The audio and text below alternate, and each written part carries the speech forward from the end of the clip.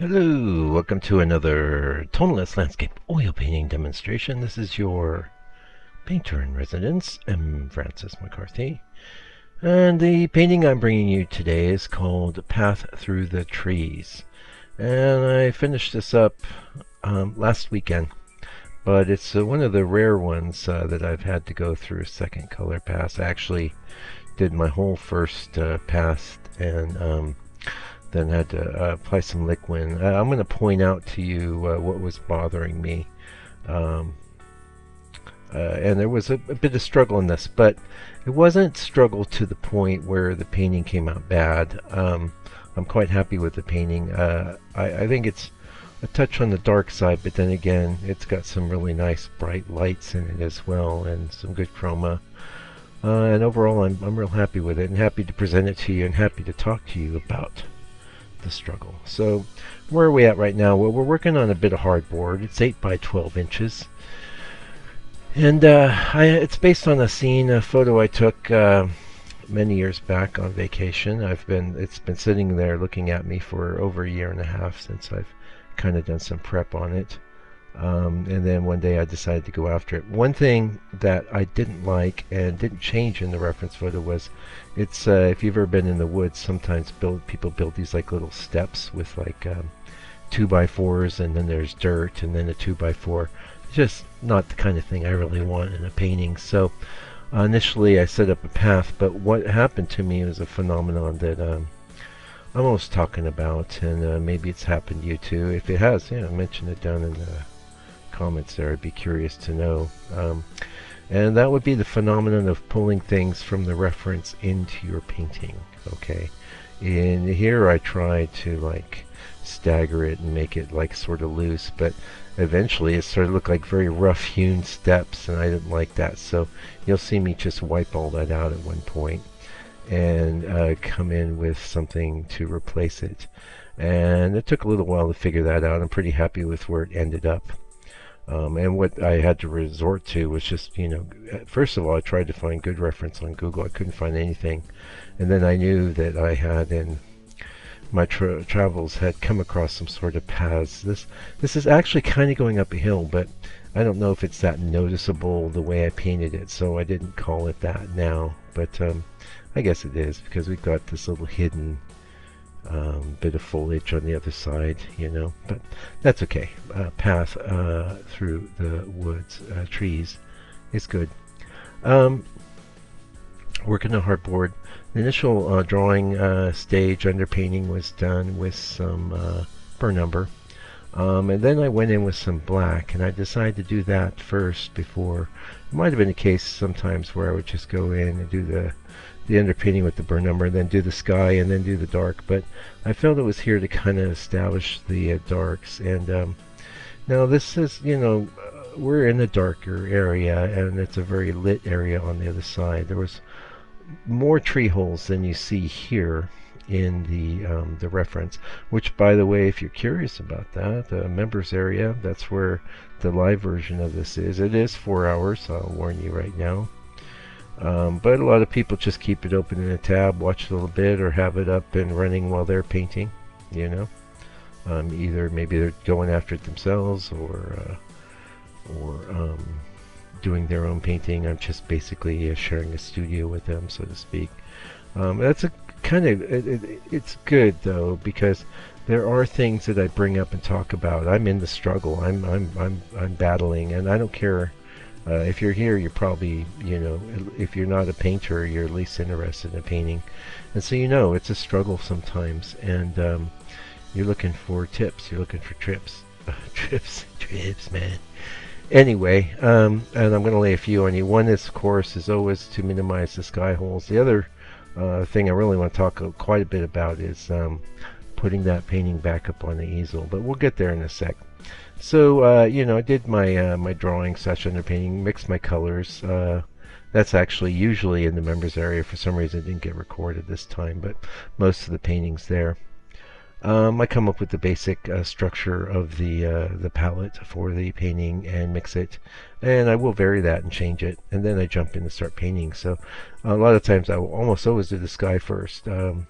But here I chose to do the darks first and then the sky, and then bring the darkest greens into towards the sky. So there's a bit of a logic there and a bit of a process there, and I think process is good with oil painting. With any kind of painting, I'm process oriented.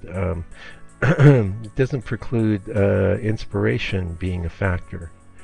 Inspiration's got to be present, and inspiration, of course, comes from your reaction to the reference image, starting with when you probably took the photo, or maybe you're a plein air painter. Some painters like to start their paintings outdoors and finish them in the studio. I know Stapleton Kearns does that. He does really excellent work. For my part, usually, yeah, that inspiration starts in nature. I take a photo, but I might take a dozen photos there, and most of them, maybe I'll look at them later in the computer. I just go, no, I don't know. I don't see anything now. See those steps, they're forming, and yeah, I just didn't like that approach. I just felt I wanted it more natural, more organic, and you can see I'm struggling with the edges, trying to make it work. The great thing about oil paint is that it's quite flexible. Yeah, I don't like the steps. See, wipe them out, wipe it out. Yeah, it's starting with something else. And even that became more refined as I went, and brought in some reference. I did a little dappling is what I did. And that was basically installed. Yeah. So, let's talk about what I don't. You can already see it. It's already in evidence. What I don't like at this structure, about the structure of this painting at this point, and it's in the reference clearly, I just wasn't seeing it, is if you look up on our left-hand side, you can see there's kind of like this reverse C from that grouping of trees and then the light, and it's a very even. If you blur your eyes, it really jumps out at you. And when I got it home, started seeing the icons in the computer, I was like, oh my goodness, I thought I dealt with that. That was for me a deal killer as far as leaving the painting alone. And why would that bother me? Why would that be a thing? Well, because I was just talking to a friend of mine today who sent me an image of a painting he done. It was really good. And I was pointing out some things he could do to improve it, but after laying all that stuff on him, I said, but you probably just want to leave it alone. Just file those things away for next time. And in his case, he doesn't do an awful lot of paintings, so the reason I hesitate myself to load up that painting back up on the easel, and I'll tell you why. Yeah, you're going to fix the thing you saw or you needed to address, or that you weren't able to finish, or what have you. But you won't usually be stopping there, or I won't. I just guess I'll speak for myself. You keep going, and you think you're improving things, but really what you're doing is bit by bit sucking the life out of the painting, sucking that initial expression out of the painting. And honestly, we don't really need a better, more accurate copy of some sort of photo or an over-perfected, even imaginative scene. What we really want to see is your vision. We want to see what you came up with. Why is that gone black? That's very interesting. Yeah, let me pause it. Yeah, some sort of little odd black part of the movie. There's a lot here, so it's not going to be that big a deal.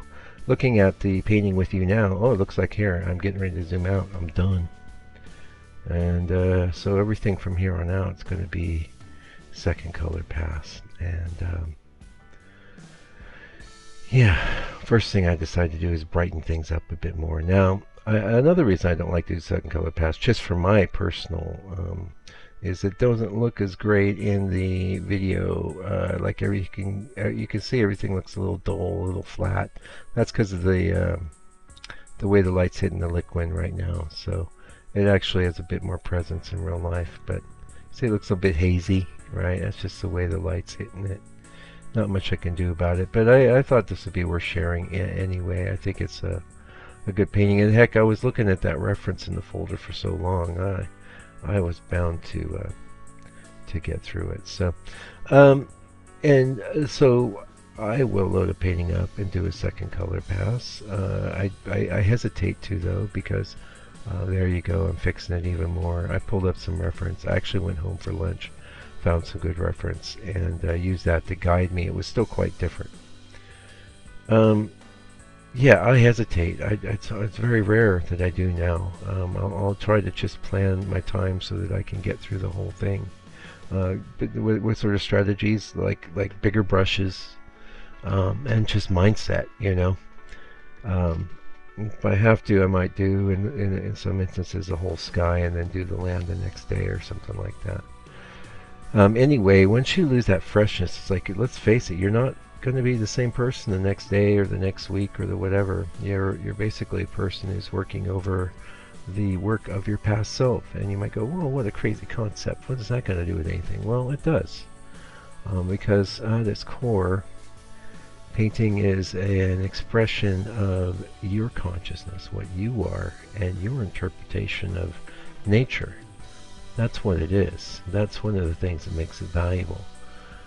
And that's what I find valuable about it. You see, I plugged up a heck of a lot of those sky holes, you know, that's something I've shared with you on the channel lots of times. You might have a photo that's got, you know, 200 sky holes. You should reduce that to, you know, 5 or even less. You look at the work of your George Inness or your John Francis Murphy, you'll see what I'm talking about. They always very much minimize the sky holes. I have still a fair amount, but considering the nature of the scene, I eliminated quite a few. The other things I decided to do, I made the sky brighter. And I went in with a lot more of this bright green where the light's like hitting. This was an early morning scene, so the light's hitting it. And yeah, all in all, I'm looking forward to see what this painting looks like when it's completely dry. And I'm going to hit it with some liquid. So then everything will be uniform. Both layers of paint will be underneath one unifying coating, and that's always a good way to go. So I'm getting pretty close to the end here. What else did I want to impart to you? Just will be patient, and this is the other thing. So how do I know if I do have to load a second pass? You know, how do I know where to quit? Well, I just try to do as little as possible. This one I ended up doing quite a lot. It's a bit, I wouldn't say overworked, but definitely a bunch going on with it. And it was a very detailed scene to start with, so all good. It's another, you know, brick in the wall, right? And as for the advice I gave my friend is like, just do another painting. Do a painting every day.